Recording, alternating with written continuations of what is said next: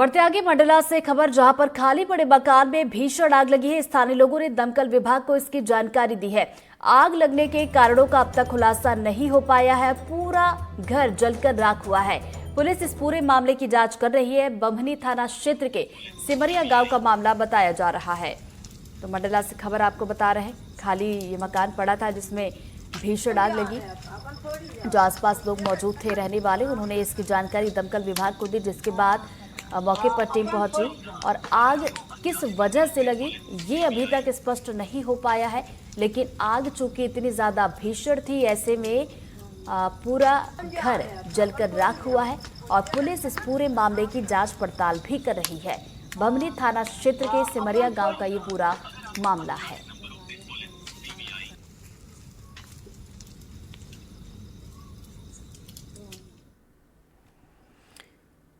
अगली बड़ी खबर बालाघाट से, पूर्व सांसद कंकर मुंजारे के खिलाफ एफआईआर दर्ज की गई है। धान खरीदी केंद्र प्रभारी और कर्मचारियों ने एफआईआर दर्ज कराई है। 3 अन्य के खिलाफ भी एफआईआर दर्ज हुई है। कंकर मुंजारे पर कर्मचारियों से मारपीट का आरोप लगा है।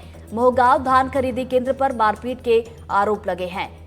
तो बालाघाट से खबर आपको बता रहे हैं, पूर्व सांसद है कंकर मुंजारे, जिनके खिलाफ एफआईआर दर्ज यहां पर कर ली गई है। बताया जा रहा है कि धान खरीदी केंद्र प्रभारी और कर्मचारियों ने ये एफआईआर दर्ज करवाई है। तो वहीं 3 अन्य के खिलाफ भी एफआईआर दर्ज हुई है। बताया जा रहा है कि कंकर मुंजारे पर कर्मचारियों से मारपीट के आरोप लगे हैं। बढ़ते आगे, बैतूल में शराबी महिला ने जमकर उत्पात मचाया। महिला ने पहले तो जिला अस्पताल के सामने एक युवक को पीट दिया। उसके बाद अस्पताल परिसर के ऑटो परिसर में खड़े ऑटो पर पत्थर फेंके। पत्थरों से 2 ऑटो के कांच फूट गए। महिला के उत्पात का सीसीटीवी फुटेज भी सामने आया है, जिसमें महिला ने ऑटो चालक को पीटने के बाद ऑटो पर पत्थर मारा है। बताया जा रहा है कि महिला अक्सर शराब पीकर अस्पताल के आसपास हंगामा करती है। पुलिस ने ऑटो चालक की शिकायत पर मामला दर्ज किया है। वो दारू पी के घर आती है, वो यहाँ आई हमारे पास, बोले हमको छोड़ दो। हमने नहीं छोड़ा तो उनने कांच फोड़ दी हमारी गाड़ी का। अच्छा जी। क्या शराब पी हुई थी? जी, शराब के नशे में थी वो। कितने ऑटो पे? 2 ऑटो पे हमला करी सर, उनने पत्थर से कांच फोड़ी। बढ़ते आगे, धमतरी में एक युवक का शव मिलने से सनसनी फैल गई। खबर मिलने पर पुलिस चौकी करेली बड़ी और एफएसएल की टीम भी जांच के लिए पहुंची है, जिसके बाद शव को पोस्टमार्टम के लिए भेजा गया। बताया जा रहा है कि 27 दिसंबर को ग्राम खेसोरा में मड़ई मेले का आयोजन किया गया था। वहीं युवक का शव मिला। मृतक की पहचान सनत विश्वकर्मा के रूप में हुई। युवक के गले में भी निशान पाए गए हैं। फिलहाल शव को पोस्टमार्टम के लिए भेज दिया गया है।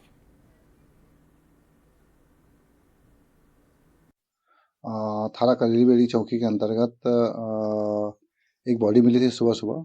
एक स्टेडियम है वहाँ बकावंड के पास, वहाँ पे, जिस पर हमने मारे कायम किया है और उसमें विवेचना की जा रही है। मृतक का नाम सनत विश्वकर्मा है। प्रथम दृष्टया गला दबाने से मृत्यु का कारण दिखाई दे रहा है।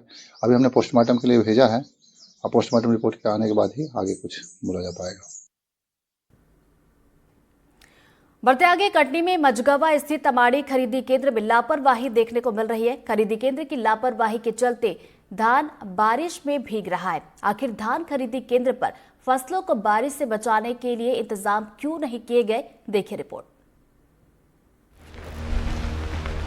मध्य प्रदेश में इन दिनों बारिश का दौर जारी है और बारिश के बीच धान खरीदी केंद्रों से लापरवाही की तस्वीरें सामने आई हैं, जो कि कटनी जिले की है, जहां लापरवाही के चलते फसल खुले आसमान के नीचे भीग रही है। कटनी जिले के मझगवा स्थित अमाड़ी खरीदी केंद्र में भले ही खरीदी 3 जनवरी तक के लिए बंद है, लेकिन खरीदी केंद्र में रखा धान बारिश की भेंट चढ़ गया, जबकि जिला प्रशासन ने खरीदी केंद्र में रखे धान को ढकने के निर्देश दिए थे। लेकिन यहाँ पर खुले में रखा धान भीग रहा है। यहाँ अब तक करीब 34,000 क्विंटल धान की खरीदी हो चुकी है, जिसमें 10,000 क्विंटल धान का परिवहन हुआ है। बाकी 24,000 क्विंटल धान खुले आसमान में रखा है। बाकी 24,000 क्विंटल धान खुले आसमान के नीचे रखा है, जिसमें कहीं कहीं तो फसल को ढक दिया गया, पर ज्यादातर धान खुले में पड़ा है। उसको ढकने के लिए भी निर्देश दिए गए थे हमारे पास। साथ यहाँ पर मौके पर हमारी खरीदी केंद्र के जो सेल्समैन है अजीत दुबे जी, उनसे हम बात करेंगे। अब तक कितने धान की खरीदी हो चुकी है? 35,740 कुंटल। हाँ। टोटल खरीदी हुई, जिसमें परिवहन 10,825 कुंटल का परिवहन हुआ। शेष माल 24,249 कुंटल रखा हुआ है। बारिश से बचाव के लिए बारिश के बचाव के लिए निर्देश दिए गए थे, उसमें तिरपाल पन्नी अपन डलवा चुके हैं, जो व्यवस्थाएं थी। लेकिन अब तो ज्यादा भीग रही है सर, उसके लिए भी व्यवस्था की जा रही है। जो शेष माल पड़ा है तो जो भीग जा रहे हैं वो क्या होगा उसका? उसमें भी डलवा रहे हैं। तो खराब तो हो जाएगा नहीं, खराब नहीं होगा। स्टेक में माल रखा हुआ है, खराब नहीं होगा माल। उसमें तिरपाल पन्नी डलवा जा रही है। खरीदी कब तक के लिए बंद है? खरीदी 3 तारीख तक के लिए बंद है। सहायक प्रबंधक अजीत दुबे का कहना है कि फसल को भीगने से बचाने के लिए व्यवस्थाएं की जा रही हैं।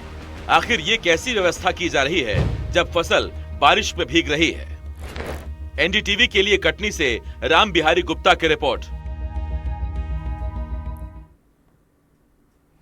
खबर बालोद जिले से है, जहां 143 धान खरीदी केंद्रों में अब तक 45 लाख क्विंटल ज्यादा धान खरीदी हो चुकी है, जिसमें 15 लाख क्विंटल ही धान का उठाव किया गया है।